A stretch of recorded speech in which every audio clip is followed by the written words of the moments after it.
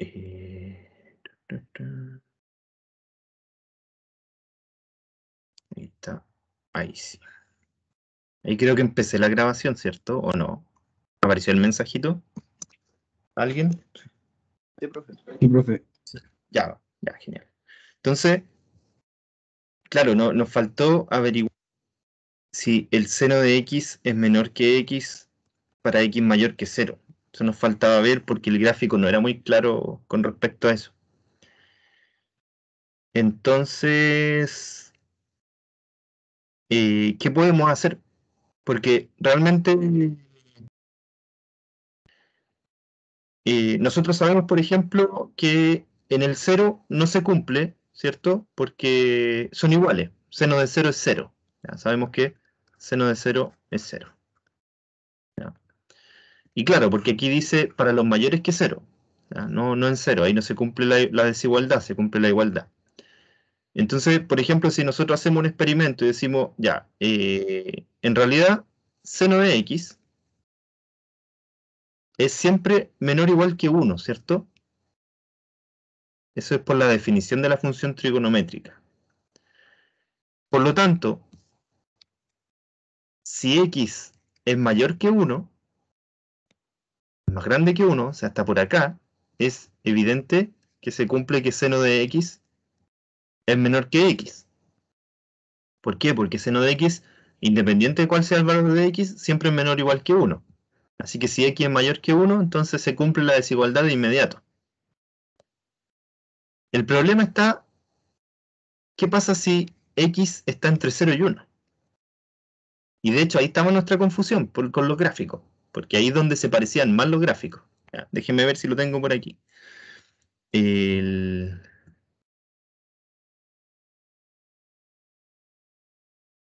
No, eso no. Ya, por aquí está. Ya, esa es la función seno y por aquí puedo dibujar la función x.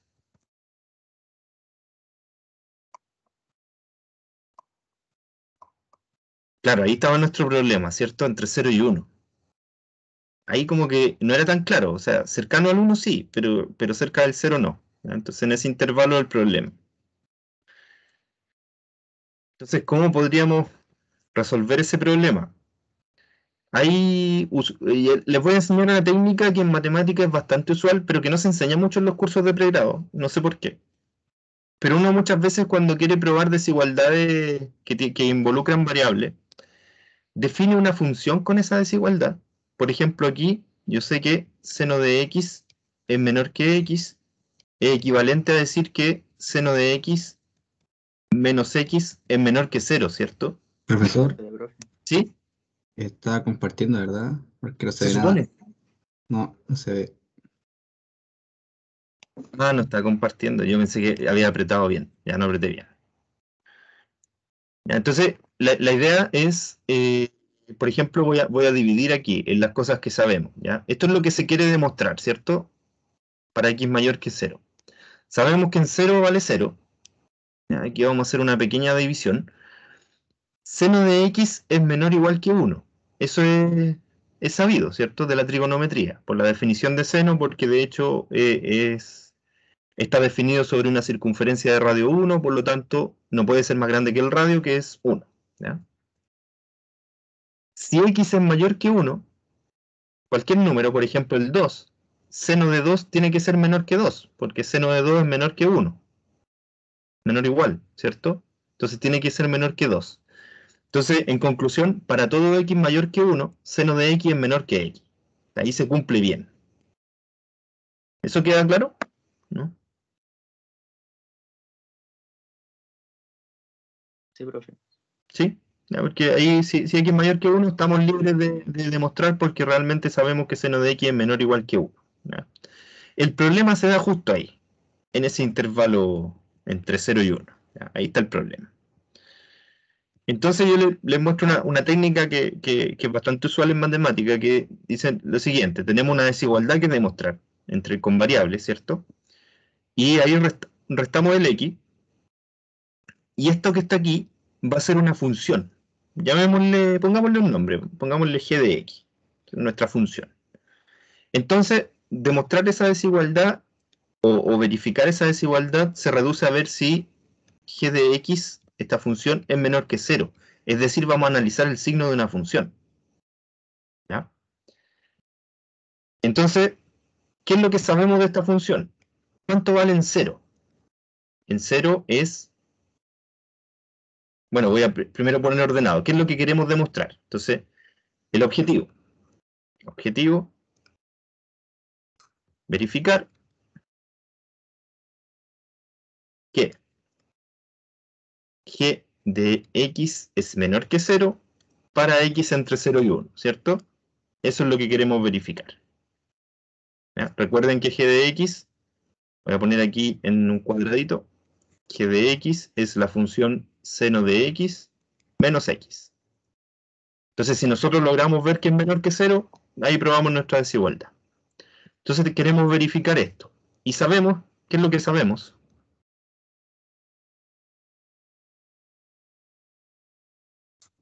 G en 0 es 0, ¿cierto? Vemos que g en 0 es 0. Y también tenemos otro valor, g en 1, por ejemplo, también lo podemos calcular. En una calculadora, en un software, podemos calcular g de 1. ¿Ya? Ahí está, de hecho, fíjense. Esa es la función g. G de x igual seno de x menos x. G de 1 es menos 0.1585, es un valor negativo. ¿Ya? Entonces, aproximadamente menos 0.15, ¿ya? Eso es un valor negativo. Eso es lo que importa. O sea que g de 1 es un valor negativo. Así que, en conclusión, ¿qué tenemos? Una función g que en el 0 vale 0 y en el 1 es un valor negativo. Voy a dibujarla aquí con amarillo. Aquí en g en 0 vale 0 y en 1 es un número negativo. Entonces la pregunta es, ¿qué pasará aquí entre medio? ¿Una función que es positiva y luego negativa? ¿O negativa? Así, ¿qué es lo que hace? ¿Ya? La idea es que sea negativa, ¿cierto? O sea, que esté por aquí abajo. ¿Cómo podríamos ocupar las herramientas que nosotros conocemos para comprobar que efectivamente hace eso? Las herramientas del cálculo diferencial. ¿Qué podríamos hacer para estudiar ese comportamiento? Derivarlo. La Derivarlo, perspectiva. ¿cierto? Calculemos la derivada, a ver cuánto nos da. Sería la derivada de seno de x, que es coseno de x, menos la derivada de x, que es 1. ¿Esa función es positiva, es negativa? ¿Cómo será? Para x entre 0 y 1. Puede ser 0 o negativa. Exacto. ¿Y va a ser 0 cuándo? ¿Cuándo va a ser justo 0? En el intervalo entre 0 y 1. Cuando la X vale 90, creo. O 0, no sé. Claro. 90 grados, o en números reales sería pi medio, ¿ya? Entonces, que es lo mismo que 90 grados, pero en radianes. Si x es pi medio, entonces g' en x es 0. Pero nosotros estamos estudiando entre 0 y 1 los valores. Y pi medios es más grande que 1. Acuérdense que pi es 3,14, que es este número famoso, y la mitad serían como 1,7, por ahí, algo así, ¿o no? Es más grande que 1. Por lo tanto, el único valor donde esta función es 0 está fuera del intervalo que nos interesa. Así que en realidad, entre 0 y 1, esta función es estrictamente negativa. ¿Qué me dice eso? ¿Qué puedo concluir de la función g, entonces? Que Completen- es negativa. No, pero la derivada es negativa, pero la función, ¿qué puedo concluir? Ahí completen la oración. Le puse ahí. Que es decreciente. Exactamente. Es estrictamente decreciente, ¿cierto? O sea que tiene ese comportamiento en amarillo que yo dibujé ahí.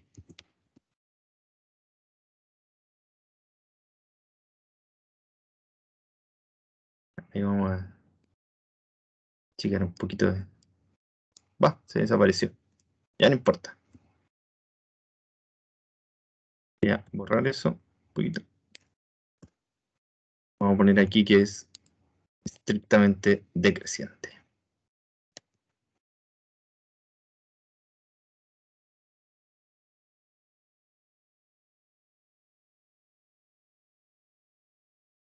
¿Y eso soluciona nuestro problema, o no? Porque ahora sabemos que en el 0 es 0, y como es estrictamente decreciente entre 0 y 1, no puede ser positiva, porque 0 es el mayor valor que tiene en ese intervalo. O sea que después va a ir disminuyendo. Negativa, negativa, negativa, siempre negativa, va bajando. Es imposible que sea positiva, porque para que fuera positiva tendría que ser en alguna parte creciente, ¿cierto? A partir del 0. Por lo tanto, es una función negativa, y como es una función negativa, seno de x es menor que x, para x entre 0 y 1. Y ahí ganamos. Ese es el argumento, es un argumento sólido, o sea, imbatible, ¿cierto? Ahí es imposible discutir ese argumento. Si ahí ocupamos la derivada y ya sabemos que el comportamiento de las derivadas negativas implican que las funciones son decrecientes, ¿cierto? Más encima la función en 0 valía 0, o sea, es imposible que sea positiva, porque lo único que hace es decrecer su valor, va a disminuir. Así que nuestro argumento es sólido y por lo tanto esta función efectivamente es negativa y por lo tanto seno de x es menor que x. Para x entre 0 y 1, ¿ya? Y para los mayores que 1 nosotros teníamos el otro argumento. Para los mayores que 1 decíamos que como seno de x es menor o igual que 1 siempre, claramente es menor que x cuando x es mayor que 1. Así que al final esta desigualdad se cumple para todos los x positivos, siempre. Y para los negativos es al revés, por la simetría. No sé si con el profe González hablaron de la simetría con respecto al origen alguna vez, o de las funciones impares. ¿Mencionaron eso? La función impar, o simetría con respecto al 0. ¿Se acuerdan de esas cosas en álgebra?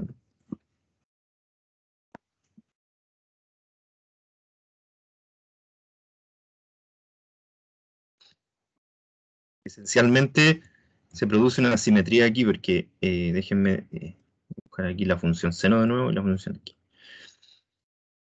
Aquí x es más grande que seno y acá a la izquierda se repite exactamente el mismo gráfico reflejado con respecto al origen, es una reflexión.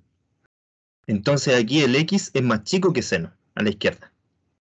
Porque son los mismos gráficos, exactamente el mismo dibujo que lo reflejan con respecto a este puntito que está aquí.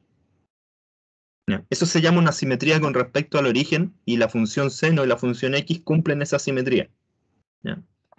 Eso debería verse en álgebra, si no lo han visto, es bueno que lo lean en un libro de álgebra. ¿Ya?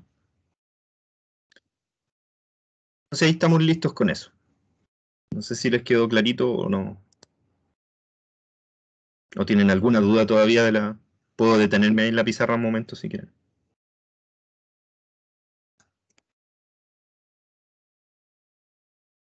Profe, es que en la clase pasada usted lo abordó de otra manera, que es como más por el tema del arco que se forma en una circunferencia. Ah, sí. Más geométrico. Sí. Es que me pareció que podía ser por ahí, pero ¿lograron demostrar algo en eso, geométricamente o no? Ahí, no, ya que trabajo. Sí, es más geométrico, pero es que eso hay que pensarlo más, porque es como que no necesita herramientas del cálculo, igual sería interesante hacerlo, que yo puedo demostrar fácilmente que ese arco mide lo mismo que el ángulo, cuando la circunferencia es de radio 1. Eso no es problema. O sea, si ustedes toman una winch y miden ese arco, es exactamente lo mismo que este ángulo. Eso es fácil de demostrar. El problema, y lo que hay que pensar, que les dejo para reflexionar, pero que sale de nuestro curso porque no es de cálculo diferencial, ¿ya? Es más geométrico, es demostrar que esta línea que está aquí, esta línea que es perpendicular al radio, esa recta que está ahí azul, mide menos que el arco. Así, a la vista es evidente, ¿cierto? Porque el arco es una curva, ¿ya? Por lo tanto recorre más camino que la línea recta, es un principio pitagórico eso. Pero ¿cómo demostrarlo así formalmente, con geometría? Entonces, eso, claro, se los dejo ahí porque es para pensarlo un buen rato, ¿ya? Eso es como para tarea para varios días, que un argumento geométrico. Entonces, es más complicado que el argumento que yo les di recién, ¿ya?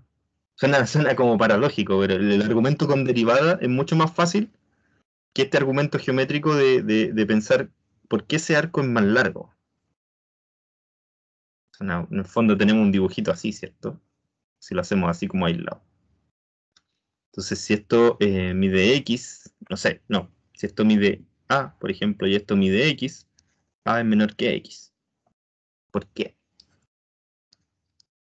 Ahí podemos intentar hacer un triángulo rectángulo, ¿cierto? Sabemos que esa distancia es mayor que A. No. La hipotenusa en un triángulo rectángulo siempre es mayor que los catetos por separado. Y ahora, ¿por qué esa recta roja será menor que el arco que subtiende?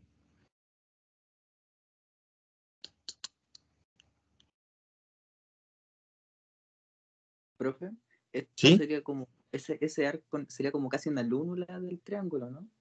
Claro, Mm, claro. Entonces sería interesante ahí, ocupar algún principio geométrico que nos permita ahí demostrar eso. Ese ya es harina de otro costal, si hay que pensarlo. Requiere más tiempo probablemente. ¿Sí? Piénsenlo cuando tengan tiempo, ya cuando puedan, denle una vuelta a ese dibujo y vean cómo podrían demostrar que ese arco es más grande que la línea roja, porque con eso ya está listo. Porque la hipotenusa es más grande que los catetos, ¿cierto? Por el teorema de Pitágoras. Siempre la hipotenusa es más grande que los catetos. El problema es pasar del arco a la hipotenusa. Ya, ahí no. Habría que pensarlo un buen rato. Yo igual le voy a dar vuelta. Pero por lo menos nuestro argumento con derivada es sólido, así que ya está demostrado. Ya lo otro es gula, ¿cómo decirlo? Ya tratar de demostrarlo de otra manera ya es gula, pero es entretenido. Si alguien quiere darle vuelta a eso, sería interesante tener alguna respuesta geométrica del tema. ¿Ya? Así que si a alguien se le ocurre, no duden. Ahí un día que tengamos clase nos cuenta cómo se le ocurrió hacer eso, porque igual es algo interesante desde el punto de vista geométrico. Eh, Hoy día lo que quería hacer es hacer una revisión de problemas de optimización, ya que hemos estado trabajando harto con la segunda derivada, con la primera derivada, ¿cierto? Que salió todo del teorema del valor medio. Acuérdense cuál fue el origen. Y después de esto nosotros ya vamos a pasar a aplicaciones un poquito más técnicas como el teorema de Taylor, aproximaciones lineales, que también estuvimos conversando un poquito, pero vamos a profundizar en eso más adelante. Entonces yo quería hacer como una pausa, por decirlo así, y ver unos problemas de optimización para que nos permita aplicar un poquito lo que ya sabemos, ¿ya? A problemas más concretos, y ver si es que alcanzamos hoy día solo 3 problemas, ¿ya? Solo 3 problemitas de optimización, para aplicar un poquito los conocimientos. Y el primero yo se los dejé para reflexionar. No sé si alcanzaron a pensarlo o no, pero igual lo vamos a ver ahora. El problema era el siguiente. Teníamos un cono circular. Es un cono que, imagínenlo simétrico, ¿ya? Yo aquí lo dibujé bien feo, pero en realidad es un cono perfecto, ¿ya? Es un cono simétrico. Y adentro tiene un cilindro, que es un tubo, ¿ya? Es un tubito. Entonces, la pregunta era, eh, ¿qué largo y qué radio tenían que tener ese cilindro para que el volumen fuera lo mayor posible, o sea, el cilindro de mayor volumen que podamos incluir dentro de un cono? Esa era la pregunta. Entonces yo ahí dibujé un cilindro amarillo, un cilindro rojo y un cilindro verde, que eran como las distintas opciones que yo podía elegir. Y si se fijan, el cilindro amarillo, si bien es muy ancho, o sea, tiene un radio grande, la altura no es muy ancha, entonces tiene un volumen moderado. Y el cilindro verde, si bien es muy alto, pero su radio es muy pequeño, también tiene un volumen moderado. Entonces uno tiende a pensar que el cilindro correcto debería ser uno que esté cercano a la mitad, ¿cierto? Que haya un equilibrio entre el radio y la altura que permita obtener el volumen máximo, ¿ya? Porque las otras opciones extremas como que no me entregan un volumen tan alto, debido a que una de las dimensiones disminuye mucho, ya sea la dimensión de la altura o la dimensión del radio. Entonces, ¿cómo podríamos establecer eso? Es la pregunta que... No sé si alguien quiere hacer un comentario de eso antes de hacer el análisis. Profe, es como lo que vimos de los cuadrados y los rectángulos, ¿o no? Eso de que el cuadrado Sí, usaba más área que un rectángulo y eso. sí, sí, y justamente en ese problema nosotros tuvimos que obtener una relación entre los perímetros y la área. ¿Ya? Aquí también hay que obtener una relación entre las dimensiones. Y en general es así. Y después les voy a dejar otro problema de ese tipo como desafío para que lo intenten hacer lo mismo. Pero es más o menos similar. ¿Sí? De hecho, si yo lo dibujo, ahí está dibujado como en 3 dimensiones, ¿cierto? Pero si yo lo dibujo en 2 dimensiones, me queda un triángulo, que es el cilindro en el fondo, y o sea, el cono, y el cilindro sería como un cuadradito, o sea, un rectángulo, ¿cierto? Sería un rectángulo. Esto es como mirándolo de frente. ¿Ya? Mirando de frente lo veo en 2 dimensiones, ¿no? Y me queda algo así como una casita con una puerta. Y aquí tengo que la mitad de este rectángulo es el radio, R, ¿cierto? Y la altura de este cilindro sería A.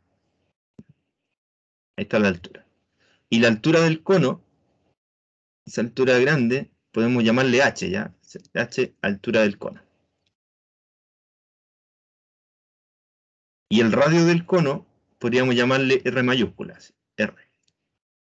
Ese radio del cono. Esos son fijos, ¿cierto? Porque el cono está fijo, el cono no se puede mover. Con lo que podemos jugar es con la altura o el radio del cilindro, porque eso nosotros vamos a elegir cuál es el cilindro adecuado. Eso sería. Entonces, mirándolo así en 2 dimensiones y pensando cuál es el volumen de un cilindro, hay que recordar.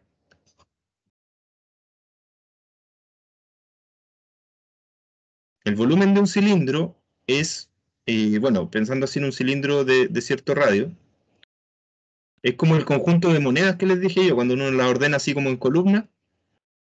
La circunferencia que está ahí, o el círculo en realidad, tiene radio pi por r cuadrado, ¿cierto? Ese es el radio de una circunferencia. Y si la altura es a, entonces sería multiplicar esa área por a. Y ahí me daría el volumen, o sea, pi por r cuadrado por a. Sería como sumar todas las moneditas que aparecen ahí hacia abajo. Eso se llama principio de Cavalieri, por si acaso. Si alguien quiere buscar ahí la historia. Cavalieri. Un italiano que planteó ese principio. Entonces, el volumen de un cilindro es esto, que está aquí. Y nosotros tenemos que encontrar el máximo volumen posible. O sea, el cilindro de máximo volumen posible que podamos incrustar dentro del cono. O inscribir, como se dice formalmente. Pero nosotros solo sabemos maximizar funciones de una variable. Y ahí tenemos dos variables, que son el radio y la altura, ¿cierto? Los dos van a cambiar. Entonces, la idea sería poder establecer una relación, como hicimos con los cuadrados y los rectángulos, poder establecer una relación entre el radio y la altura, en este caso, que nos permitiera, en el fondo, representar una variable en términos de la otra.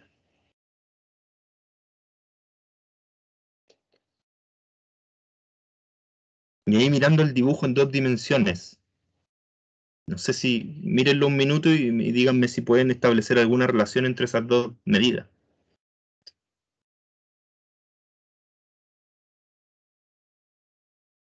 Ahí recuerden que la altura, esa altura que voy a dibujar en verde, esa es h mayúscula, que es una constante, y el radio que también dibujo en verde, ese radio es r, que también es una constante.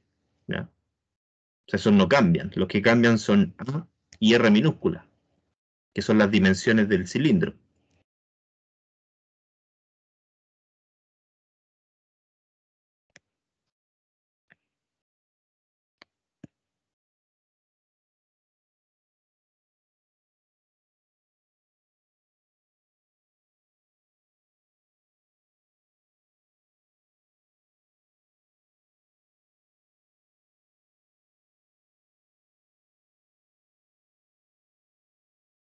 De hecho, si les acomoda más, pueden ponerle número a esto. No sé, 10 y 5. Pueden ponerle el número que quieran.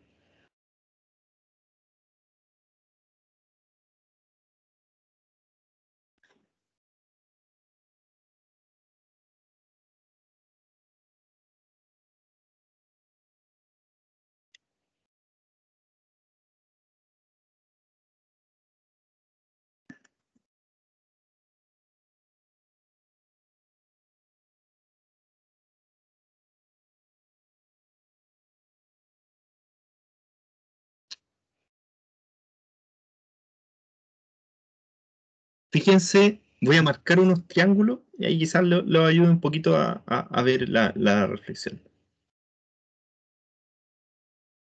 No importa que lo ayude un poquito ahora porque después les voy a dar otro problema y ahí ustedes tienen que establecer la relación. Entonces, ustedes lo piensan después del otro. Voy a marcar ese triángulo en azul, ese triángulo que está ahí. Bueno, ahí se me corrió un poquito la línea. ¿Ya? Y el otro triángulo que voy a marcar en rojo, chiquitito que está aquí. Fíjense ahí. ¿Qué relación hay entre esos dos triángulos, el azul y el rojo?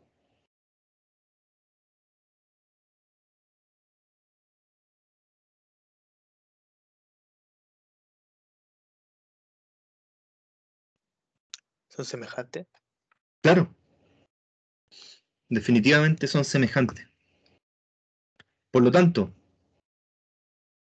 se dice que H es AR como esta longitud que está aquí, que no le he puesto nombre, es AR minúscula, ¿cierto? O sea, yo lo puedo expresar así.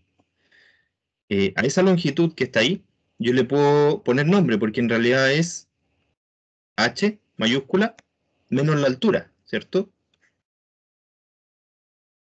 Esa longitud pequeña que está ahí del triángulo rojo. Entonces, la relación puede ser H es AR como eso es AR minúscula, ¿cierto?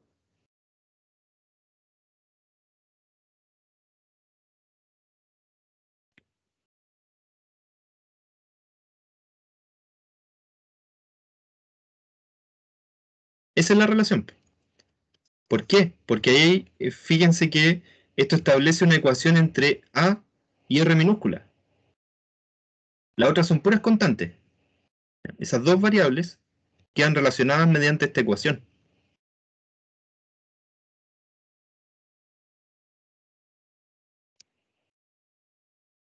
Y ahí ustedes después con los otros problemas van a ir agarrando práctica y haciendo estas cosas.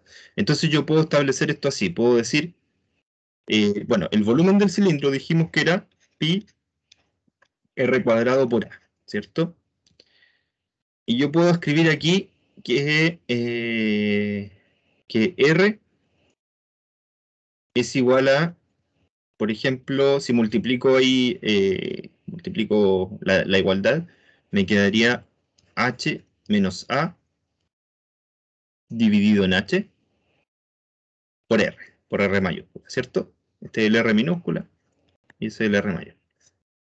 ¿Están de acuerdo ahí con ese? Despejé ahí la ecuación, ¿no?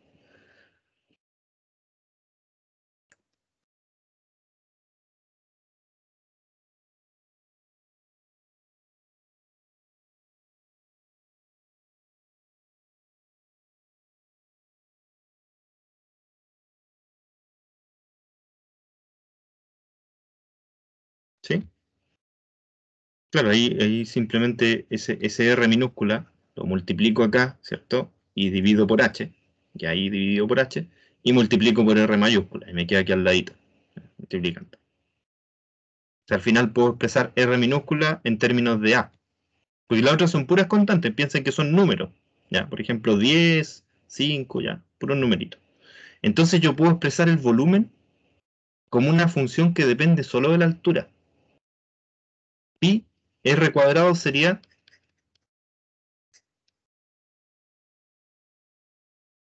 al cuadrado, ¿cierto? O sea, todo eso al cuadrado por a. Y ahí queda todo en términos de la variable a. Le voy a llamar b de a. Esa va a ser mi función volumen. Esa es la función volumen. Significa que esa función representa el volumen de un cilindro de altura a que está inscrito en el cono de altura h y radio r. ¿Ya? Y yo quiero encontrar el máximo volumen, o sea que tengo que maximizar V de A. Maximizar se le llama en ingeniería a determinar máximo. Cuando los ingenieros están buscando optimización de ciertas cosas, materiales o productos, ellos le llaman maximizar. En teoría de investigación operativa, que se llama ingeniería. Entonces, maximizar esa función es encontrar el máximo volumen posible. Y ustedes saben que con las herramientas que tenemos nosotros hay que determinar un extremo, ¿cierto? Entonces tenemos que ver cuándo la derivada es 0. Y para eso hay que derivar eso que está. Pensando que la variable aquí es la altura. ¿Ya? Entonces tendríamos una constante pi, que no se deriva porque se ignora un ratito porque está multiplicando aquí, ¿cierto? Y aquí hay un producto entre dos funciones, una cuadrática y una función lineal.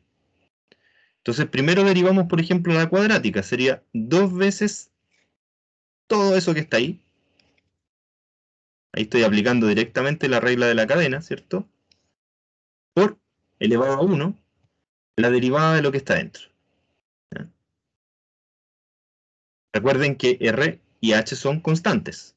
Así que sería R dividido en H por la derivada de H menos A, que es menos 1. Porque en realidad es la derivada de menos A, ¿cierto? Y todo eso, eso que está aquí, que voy a encerrar, eso que está ahí, es la derivada de este término al cuadrado. ¿Ya? Por A. Ese no lo he derivado todavía.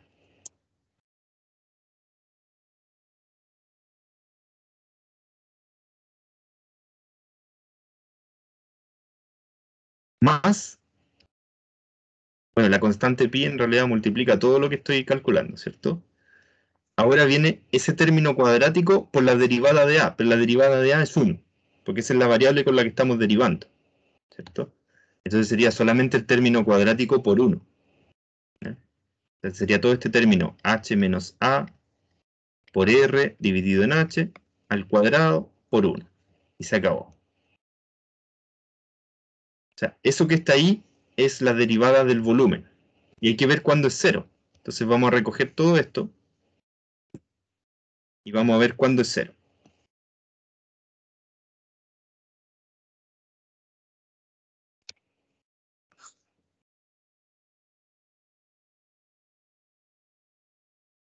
Me falta eso. Y en la pizarra anterior, pongamos aquí... Tiene que ser igual a 0. Entonces vamos a poner todo eso igual 0. ¿Cierto? Eso es lo que vamos a averiguar ahora. Cuando todo eso es 0.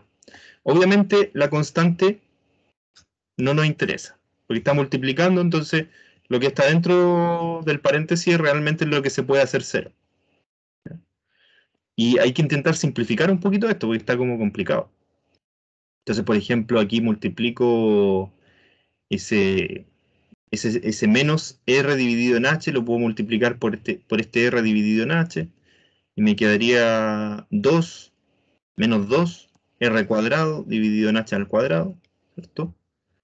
Queda todo eso, esas constantes, por H menos A por A, ese A que está ahí, ¿cierto? Más, y esto al cuadrado, sería H menos A al cuadrado por R cuadrado dividido por H al cuadrado también. Todo eso igual a 0. Esto ahí elevé al cuadrado cada uno. Ahora, hay términos aquí que uno se puede deshacer de ellos, ¿cierto? Ese término. Son puras constantes positivas, entonces yo puedo deshacerme de esas constantes. Y me va a quedar algo bastante más simple, que es menos 2 H menos A por A más H menos A al cuadrado, igual a 0. ¿Cierto? Porque ahí yo divido por esas constantes, y el 0 como no se ve afectado por la división, queda igual, parece igual. Y aquí incluso puedo factorizar. Los fanáticos de la distribución pueden decir que esto es H menos A, que es al cuadrado, ¿cierto? Quedaría como H menos A, menos 2 veces A.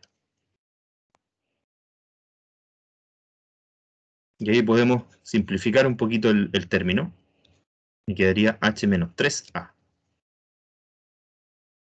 Entonces aquí ya tenemos algo, porque nos dice, bueno, la altura puede ser h, o bien la altura puede ser 1/3 de h, ¿cierto? Podría ser h o 1/3 de h.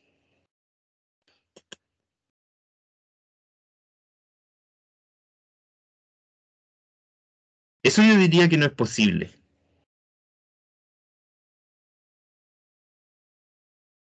Yo me atrevería a decir que eso no es posible.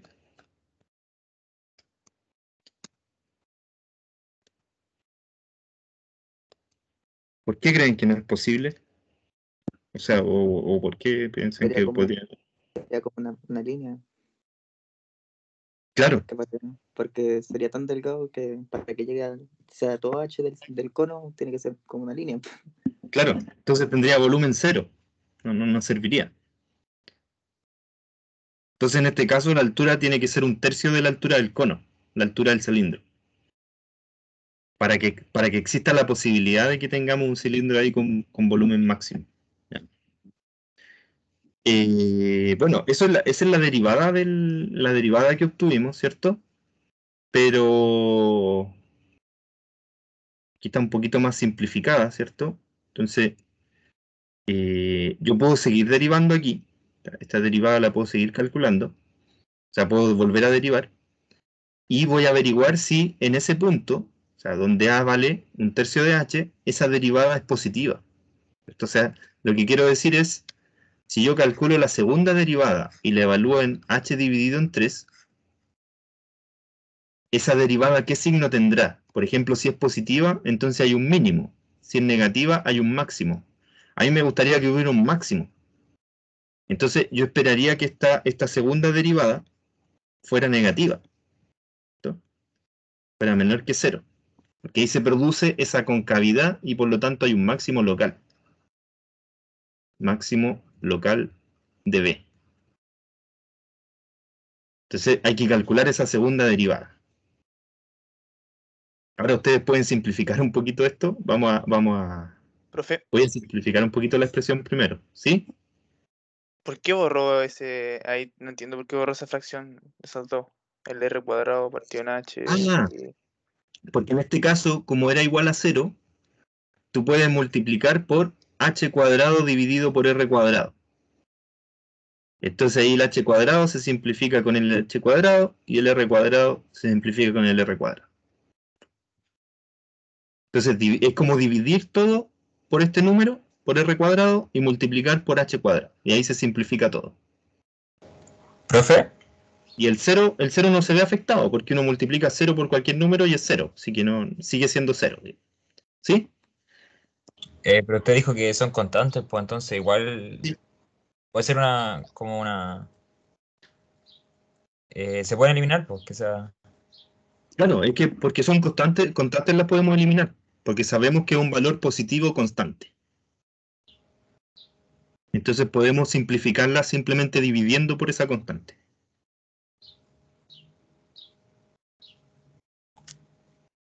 ¿Eso es lo que estabas Sí, pues, pensando? es que... Sí, pues cuando usted dijo que son constantes R y H, pues entonces se pueden eliminar. Claro, claro. Sí, son constantes y además son números que sabemos que no son cero, porque son las medidas del cono. Así que estamos bien ahí con eliminarla, digamos, no hay problema. Eso es siempre un consejo para los problemas de optimización, siempre vayan pensando en el contexto del problema.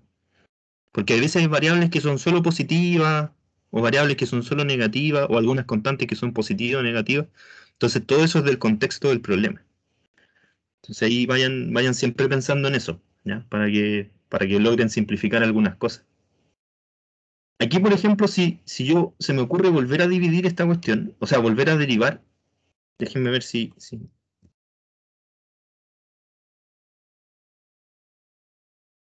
voy a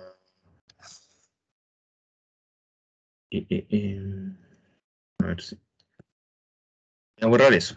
Voy a borrar eso mejor. Vamos a... Listo, está ahí. Y vamos a pegarlo por acá. y ahí.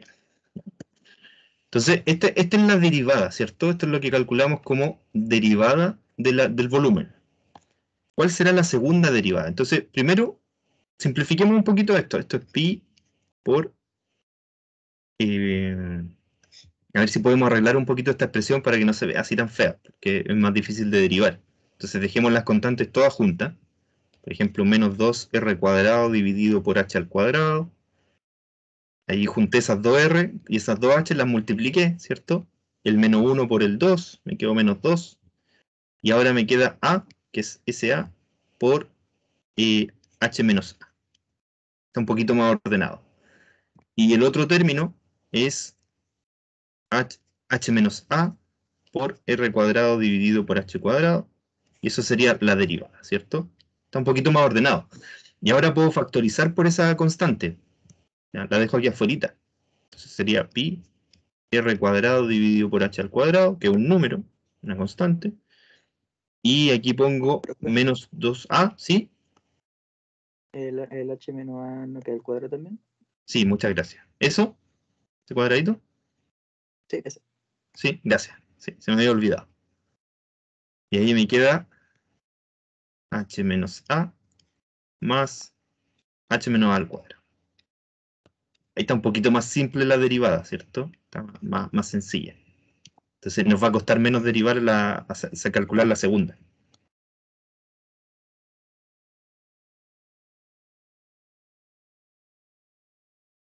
Y ahí podemos, ahí se me olvidó de nuevo el cuadradito. Podemos volver a factorizar. Igual que hicimos hace un momento para calcular el punto crítico.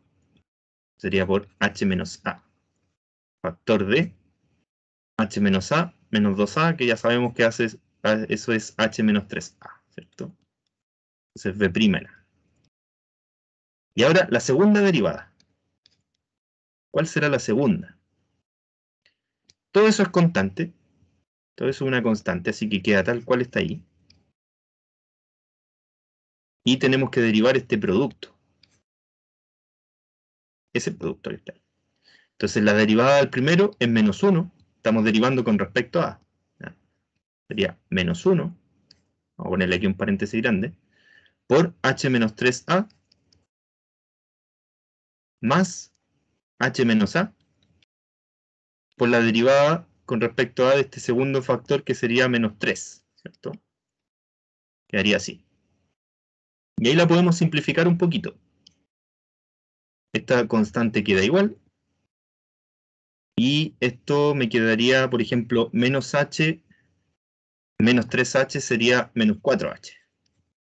Ahí si ustedes suman, hay un menos h y acá hay un menos 3h, ¿cierto? Y menos 1 por 3a sería positivo, 3a. Y menos 3 por menos a sería positivo también, 3a. O sea, me queda 6a. Entonces eso lo puedo escribir como 6a. Vamos a escribirlo así al tiro simplificado. Ahí está. Y ahora a nosotros nos interesa el valor de la segunda derivada en el punto crítico, que era h dividido en 3. Y si nosotros reemplazamos aquí h dividido en 3 en vez de a, ¿qué va a pasar? Esperemos que ocurra algo que nos beneficie. Sería menos 4h. Si yo pongo aquí h dividido en 3, se cancela el 3 con el 6 y me queda así, ¿cierto? Porque ese sería h tercios. Entonces está dividido en 3. 6 dividido en 3 es 2. Queda ahí. Y el a ya es h, ¿cierto? Es h tercios. Y ahí me queda negativo. Porque recuerden que el h y el r son constantes positivas. Entonces aquí como me queda menos 2h, si yo hago esa suma, esto es negativo. Así que ganamos. Porque logramos conseguir una segunda derivada negativa y eso indica que ese punto crítico es un punto de máximo local. Por lo tanto, el volumen que conseguimos con un cilindro de altura 1/3 del cono va a ser el volumen el cilindro de máximo volumen. O sea, la conclusión es que nosotros tenemos que construir un cilindro dentro del cono que tenga la altura, aquí dividimos en 3, sea 1/3. Bueno, y supongamos que por ahí está ese es H tercios. Ese cilindro es el que tiene mayor volumen dentro del cono, el que tiene altura 1/3 del cono. Esa es la conclusión. Ahí la podemos anotar, entonces. Ahí en palabras podemos poner el cilindro que tiene altura 1/3 de la altura del cono, va a ser el cilindro que tiene mayor volumen inscrito en el cono. ¿Se entendió? ¿Problema o no? ¿O quieren volver y revisar algún razonamiento, un cálculo?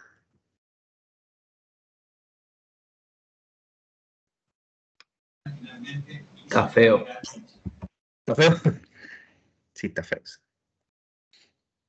Ya, entonces yo les dejo un desafío aquí. Desafío. Del mismo tipo, ¿ya? Así bien geométrico. Ahora, en una esfera, un cilindro. ¿Ya? Tiene una esfera tridimensional que tiene cierto radio fijo, llamémosle R. Tienen que inscribir un cilindro. O sea, un cilindro dentro de la esfera.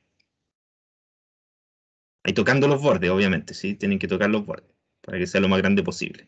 Y el problema es el mismo. O sea, dada la esfera de un radio constante, ¿cuál es el cilindro de máximo volumen que pueden determinar?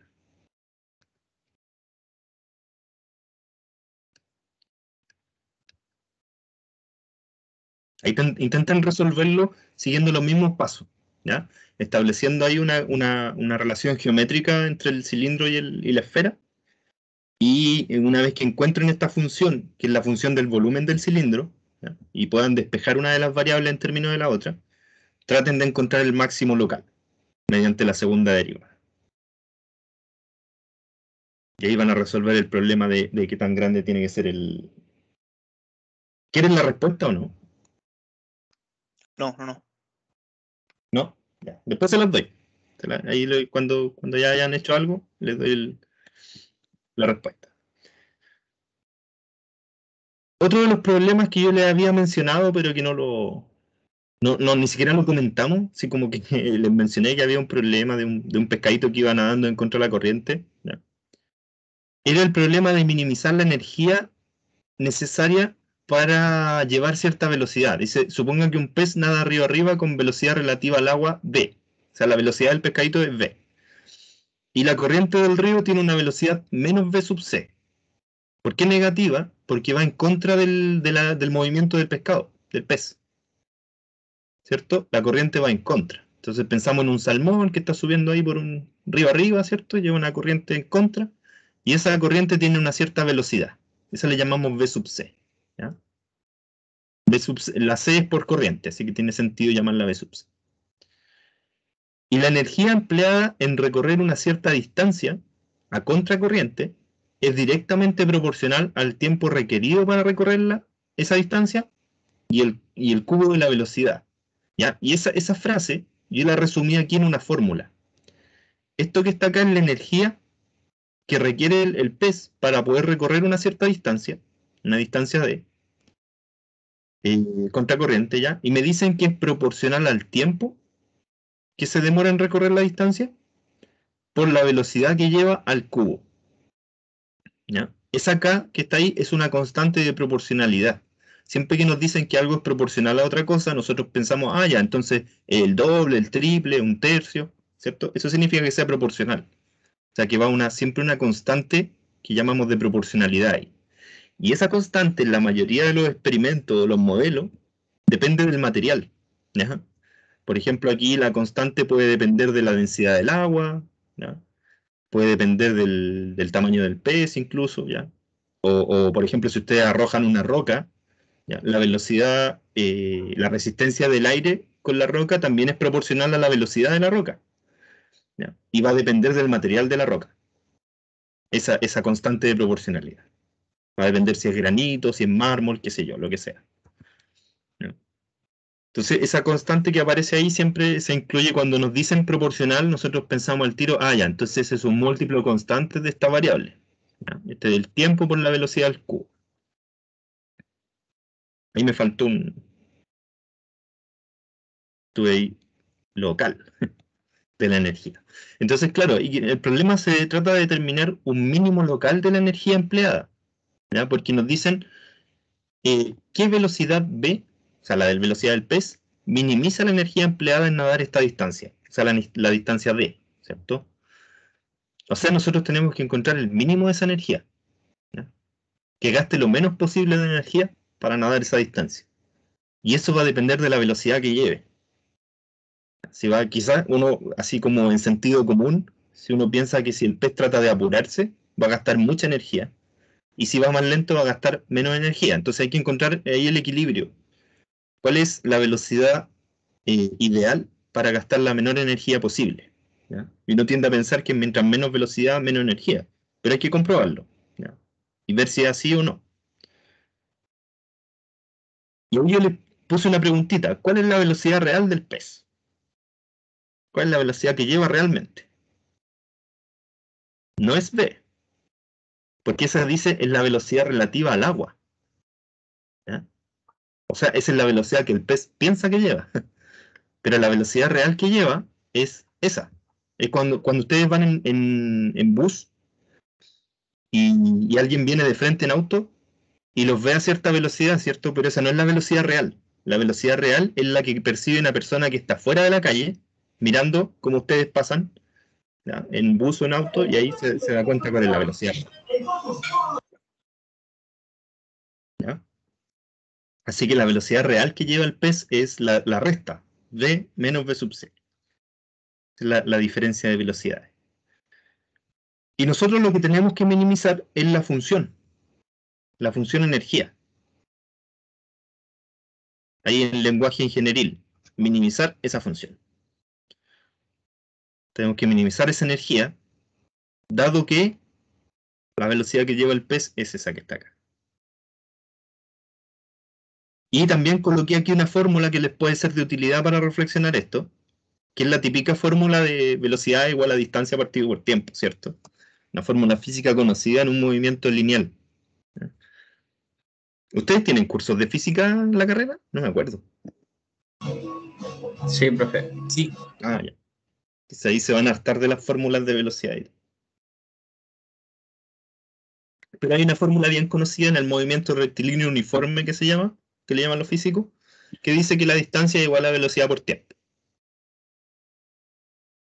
¿Ya? Entonces la puse ahí porque es una fórmula útil para el problema, nada más. Solamente la indiqué. Entonces, yo en realidad puedo expresar el tiempo en términos de la distancia y la velocidad. Puedo expresar ese tiempo.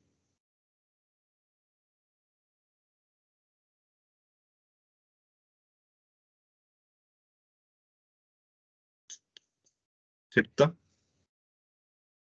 Entonces, ¿cómo podríamos resolver este problema? Se trata de dejar la energía en términos de una variable que es la variable velocidad, ¿cierto? Y que nos permita encontrar la menor energía, o sea, un mínimo local de esa función. ¿Cómo podríamos hacer eso?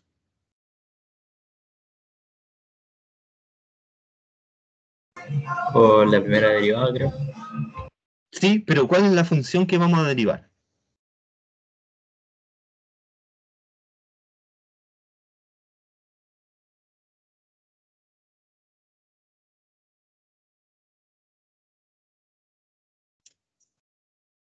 La energía. Claro. ¿Y la energía de qué variable tiene que depender? Del tiempo. ¿Por qué del tiempo?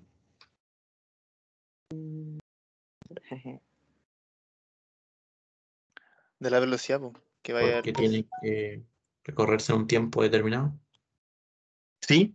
O sea, la energía definitivamente depende del tiempo, ya eso es indiscutible que depende del tiempo, pero para nuestro problema, o sea, para lo que nosotros necesitamos, según la pregunta que está ahí la voy a marcar, Tiene que ser por la distancia. O sea, depender de la distancia. ¿ya?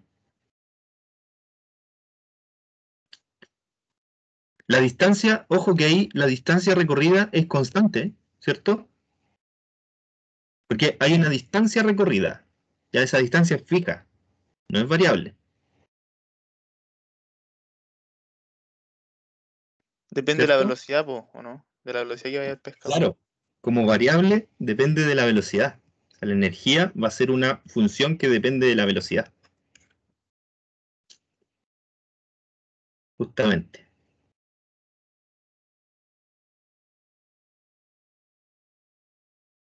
¿Sí?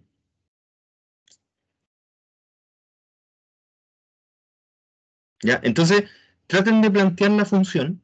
Tomen unos 5 minutitos. Traten de plantear la función. Yo la voy a dejar en pantalla igual. En términos de la velocidad.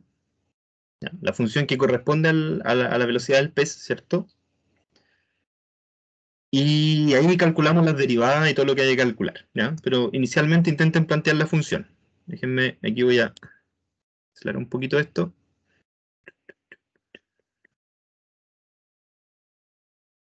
Ahí está la pizarrita, ¿cierto? Entonces intenten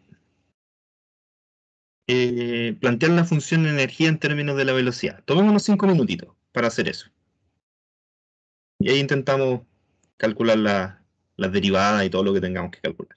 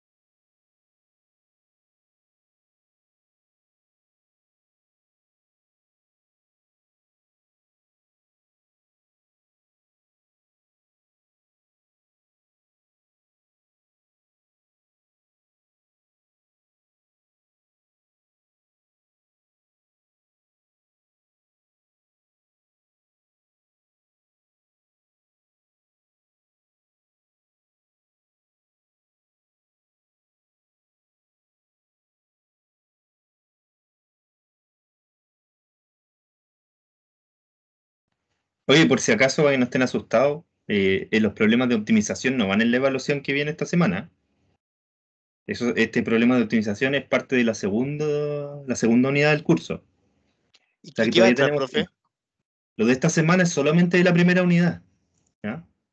Entonces, por ejemplo, la planificación, si ustedes leen los criterios de evaluación que aparecen en la tercera columna, vayan a la planificación, ahí pueden hacerse una idea. Dice, resolver problemas usando derivadas, estudiar el comportamiento de funciones, ¿cierto? A la parte geométrica, o sea, lo que estábamos haciendo de ver si es monótona, si tiene algún máximo local, ¿cierto? Decreciente, decreciente, etcétera.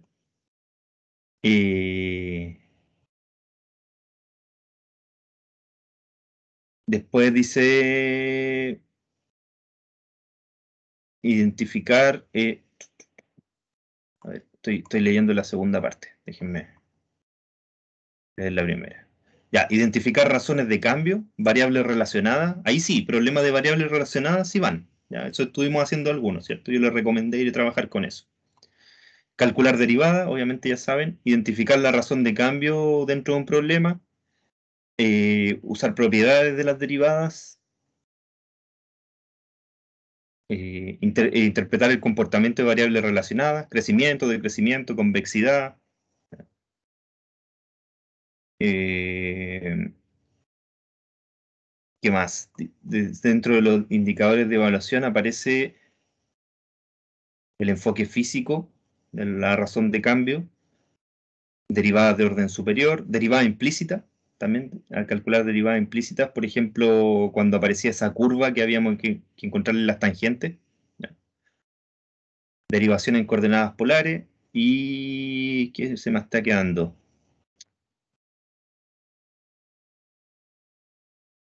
Y los usos de las propiedades, regla de la cadena,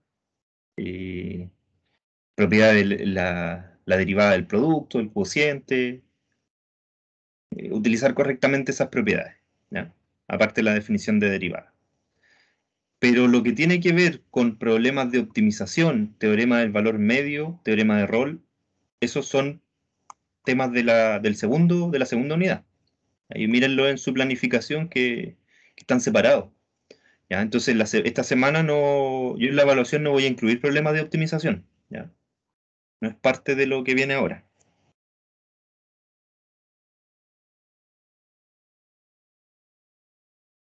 O sea, tenemos un par de semanas para trabajar estos problemas de optimización y entenderlos bien.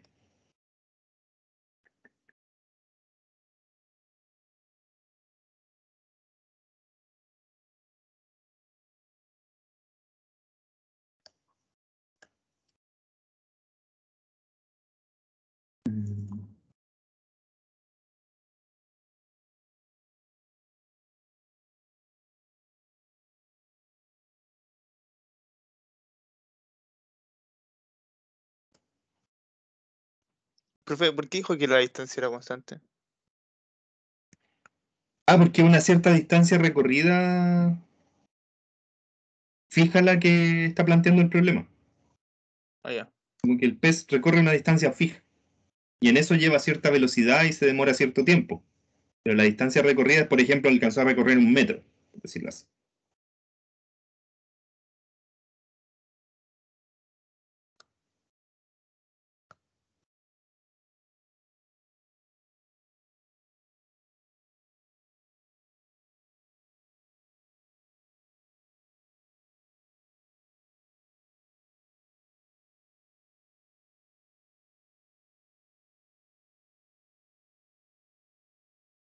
Entonces, si la distancia es fija, Profe, si esa distancia es fija y la velocidad que está aquí es la velocidad que lleva el pez, ¿cierto? No es la misma velocidad de la energía, porque la energía me dicen que la energía empleada en recorrer una distancia contracorriente es directamente proporcional al tiempo recorrido, o sea, requerido para recorrer la distancia, y al cubo de la velocidad, ¿ya? Esa es la velocidad relativa al agua. Esa es la velocidad relativa al agua.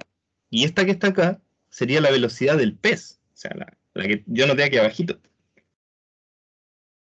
¿Ya? Porque esta es como la ecuación de la distancia que recorre el pez en un tiempo dado. ¿Ya? Ese es solamente del sujeto que se está moviendo. ¿Bien? Entonces, esta energía debería ser igual a la constante por el tiempo, por ese v al cubo, que es la velocidad relativa, pero nosotros podríamos cambiar una de estas dos variables en términos de la otra, ¿cierto? Y si lo miran así como en términos de optimización, nos conviene cambiar la t, porque la otra está al cubo. Y cambiar esa variable quizás es más problema a la hora de derivar. Entonces, como la t está solita, conviene cambiarla. ¿Por qué no la vamos a cambiar? Déjenme buscar que se me perdió el lápiz. Ya. St lo vamos a cambiar por la distancia dividido por, o sea, vamos a dividir aquí la velocidad, pero la velocidad del pez, ¿cierto? Sería v menos v sub c. Entonces aquí la energía me quedaría la constante k por el tiempo, que ahora es la distancia, que es una constante, dividido por v menos v sub c, por la velocidad relativa al agua al cubo. Esa es nuestra función. Y ahora hay que determinar puntos críticos. Se nos ha ido el tiempo súper rápido, así que ese cálculo de ejercicio para ustedes es súper largo. Claro, porque hay que calcular primero hay que calcular la derivada e igualar a 0, ¿cierto? Para encontrar los puntos críticos.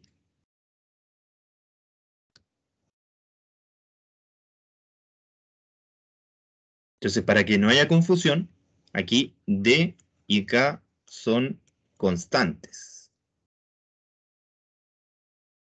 V sub C es la velocidad de la corriente, también es constante. Suponiendo que la corriente no cambia de velocidad. La única velocidad que varía es v. ¿Ya? V es variable. Esa es la única que varía. ¿Ya? Por lo tanto, cuando van a derivar, tienen que considerar que v es variable y la otra v sub c, v y k son constantes a la hora de calcular la derivada. Una vez que encuentren el punto crítico o los puntos críticos, tienen que evaluar la segunda derivada en esos puntos críticos, y como nosotros queremos minimizar la energía, ojalá esa segunda derivada sea positiva. Porque si es así, la energía se comporta como una función convexa y por lo tanto tiene un mínimo. Y podemos calcular ese mínimo en el punto crítico. ¿Ya? Justamente ahí. Ese es el objetivo ahora. Entonces, ese trabajo háganlo ustedes, ya es un cálculo. Después yo, si quieren, les doy la respuesta. Pero ese trabajo menciónenlo ustedes, así como hagan a mano el cálculo a ver si resulta. ¿Ya? No vamos a alcanzar a ver el otro problema, porque ya se nos fue la hora. Pero es un problema, se los puedo comentar para que lo intenten. Fíjense que es una vara de algún metal o de algo que es rígida, no se puede doblar. ¿Ya? Y la están intentando pasar por un pasillo de 6 pies de ancho. Entonces claramente ahí tiene problemas con las esquinas, ¿cierto? Y la pregunta es, ¿cuál tiene que ser la longitud de la máxima longitud que puede tener esta vara para que podamos pasarla por el pasillo? Si es muy larga no se va a poder pasar, ¿cierto? Entonces, esa longitud que se resume en dos tramos, el tramo B y el tramo A, que están ahí. O sea que esa vara se puede dividir en dos partes. Una parte que es la longitud de B, que es esa que estoy marcando en rojo, ¿ya? Y la otra parte es la longitud de A, que es esa que está ahí. Todo eso que está ahí.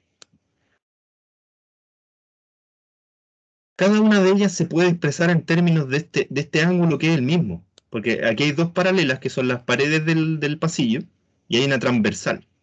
Por lo tanto, esos dos ángulos son exactamente iguales. ¿Ya? Siempre son iguales, no importa en qué posición esté la vara. Entonces, ustedes pueden expresar mediante el teorema de Pitágoras, por ejemplo, o mediante funciones trigonométricas, pueden expresar estas longitudes en términos del ángulo. ¿Ya? Cada una de ellas se expresan en términos del ángulo. ¿Qué significa? Que yo puedo expresar la longitud completa, que es la suma de esas dos, en términos de ese ángulo, de una variable. Y ahí voy a tener una función a optimizar. ¿Ya? Entonces la tarea para ustedes es escribir la longitud de la vara en términos del ángulo θ. Ahí les va a dar una función que es trigonométrica.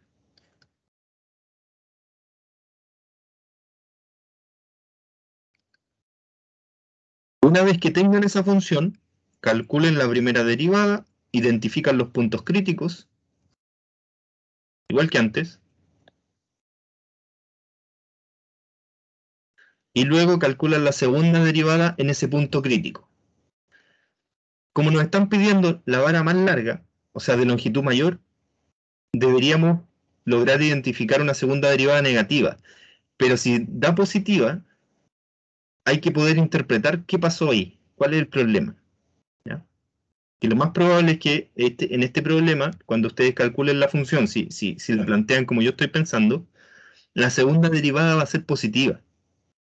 O sea, va a ser una función así. Y no vamos a poder identificar un máximo, sino que un mínimo. Pero eso hay que contextualizarlo en el problema. ¿Ya?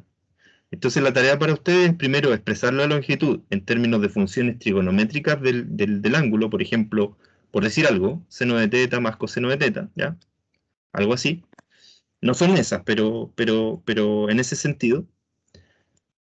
Y una vez que tengan esa función que representa la longitud en términos del ángulo, vean cuál es el máximo o el mínimo de esa función, dependiendo de los signos que den ahí la segunda derivada. Yo estoy seguro que va a dar, si la plantean como yo estoy pensando, puede que la planteen distinto, les debería dar positiva. Y en ese caso hay un mínimo y ahí hay que interpretar bien cuál es el resultado. ¿Ya? Eso queda entonces de ejercicio. Ahí me conversan cómo les fue la próxima vez. Pero como les digo, todavía queda tiempo para estos problemas de optimización, así que no se asusten mucho porque vayan a pensar que se los voy a preguntar el jueves, digamos. ¿Ya? Eso. Tienen que trabajar en esos dos problemitas, a ver cómo les va. ¿Ya? Tratar de hacer eso. Bueno, ustedes distribuyen su tiempo autónomo. Si quieren estudiar para la evaluación, recuerden practicar los problemas de variables relacionadas, ya que ahí en el libro hay un montón. Se van a aburrir sacando problemas de variables relacionadas. ¿Ya? Vayan al capítulo donde aparece la regla de la cadena también y vean problemas relacionados con la regla de la cadena. En la guía aparecen, pero si una vez que resuelvan la guía, puede conseguir más práctica con estas propiedades en los libros, ¿ya? En los libros del curso, son el libro Thomas y el libro de Purcell. Entonces, ahí pueden encontrar más problemas relacionados con las propiedades de la derivada, como la regla de la cadena y las propiedades de la aritmética. Y también tener muy claro el concepto de razón de cambio, ¿ya?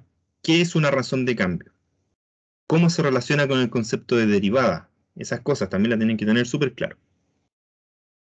Y por supuesto que las evaluaciones formativas son un preludio a la evaluación sumativa. Entonces también está relacionado con las evaluaciones formativas, para que las revisen de nuevo. ¿Ya? Hoy día tenemos otra, ¿cierto? O en el otro curso que tengo evaluación formativa. ¿Nosotros teníamos evaluación formativa hoy día? Según nuestra planificación. Nosotros no, creo que no. Era hasta el 2 de septiembre. Ah, ya estamos listos con eso entonces. Entonces, basado también en las 3 evaluaciones formativas, se pueden hacer una idea de la evaluación sumativa. ¿Ya? Ese es el otro consejo que les puedo dar para estudiar para el jueves. O sea, vuelvan a revisar ahí los problemas, cómo se resuelven. Y eso.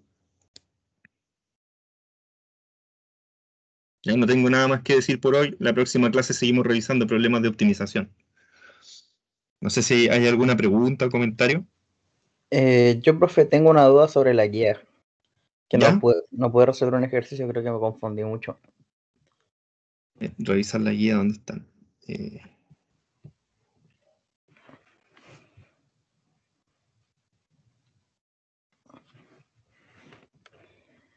Por aquí. ¿La guía de aplicaciones o la guía de fundamento? La de fundamentos. Ya. Ya, entonces la voy a compartir, ¿ya? Y la vamos viendo.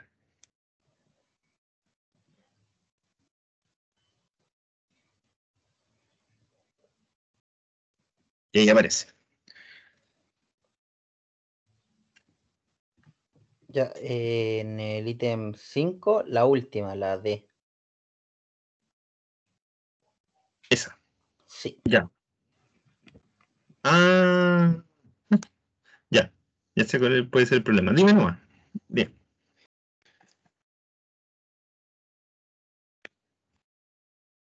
¿Cuál es la situación que tiene ahí?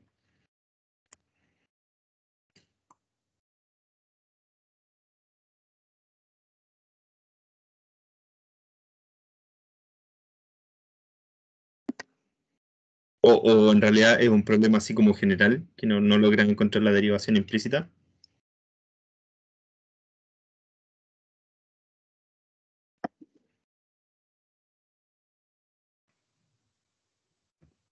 Chuta, estaba muteado, profe. Es que Ah, ya. aquí es que cambié el coseno de X y después, cuando llego a la parte de la tangente de Y, no sé cómo dejarla. Ah, ya, ya. Ok. Bueno, voy a anotarla por acá. La ecuación es, bueno, en español la voy a poner aquí. X igual X por 1 más tangente de Y. Entonces, claro, aquí si nosotros derivamos con respecto a X, implícitamente, como dices tú, aquí queda el coseno. Y aquí a la derecha, ahí identificaste un producto, ¿cierto? Sí, Entonces, si ocupamos la regla del producto, sería la derivada de X, que es 1, por el resto de la función, más X por la derivada de toda esa función que está dentro del paréntesis. Y tu problema se produce justamente en esta parte. Sí. Entonces nos quedaría, bueno, ese 1 no lo voy a anotar, voy a escribir solamente la tangente más x por. La derivada de la constante, todos estarán de acuerdo que es 0. Ya no tiene variación, así que su derivada es 0. El problema se produce aquí, de la tangente de y. Y aquí es lo que hay que reconocer una composición. Esa tangente de y en realidad es tangente de y de x. Y es una función que depende de x. ¿Ya? Por eso nosotros estamos derivando con respecto a x la función y. Porque y es una función que siempre depende de x. Entonces aquí hay una compuesta de dos funciones. Es como una f compuesto con g de x. Entonces, ¿cómo conseguimos esa derivada? Mediante la regla de la cadena. ¿Qué me dice la regla de la cadena? Que si yo voy a derivar f compuesto con g o f de g de x, voy a calcular esa derivada. Eso sería la derivada de f evaluada en g por la derivada de g. Esa es nuestra regla de la cadena. Entonces, si derivamos la tangente de y, sería la derivada de la tangente, que no sé si la calcularon ya, pero es la secante al cuadrado, por la derivada de y. O sea, todo eso que está ahí sería secante al cuadrado por la derivada de y. Y ahí se multiplica por el x, ¿cierto? Y ahí podemos despejar esta derivada. Esta es la que nos importa, ¿ya? Poder determinarla. Entonces, yo creo que, claro, ahí tu problema quizá era lograr identificar esa composición, ¿o no? No tenía idea que se hacía eso. Ah, ya. Sí, esa es una función compuesta. Claro, si hubiera sido tangente de x, no, porque x es la variable independiente. Pero en este caso, como es tangente de y, es en realidad tangente de y de x. O sea, ahí se produce una composición de funciones. Y derivar esa composición implica usar la regla de la cadena. Es la manera que tenemos de derivar composiciones de funciones. Entonces ahí te va a quedar toda esa derivada que está en verde allá, te va a quedar aquí abajo como secante al cuadrado de y por la derivada de y. Y tú puedes despejar finalmente la derivada de y, que era el objetivo de derivar implícitamente. Para conseguir una fórmula explícita de la derivada. Eso es. Y el otro problema, no sé, ahí, por ejemplo, aquí es parecido el problema C, porque ahí también hay una y, ¿cierto? Entonces cuando derivan con respecto a x, hay que ocupar regla de la cadena. Lo mismo que acá con el coseno. Ahí también hay una aplicación directa de la regla de la cadena y de derivación implícita. Entonces, esa va a quedar en la pizarra ahora, ¿ya? Así que, si la quieren volver a revisar el cálculo, en la pizarrita. Si hay más consultas en la pregunta.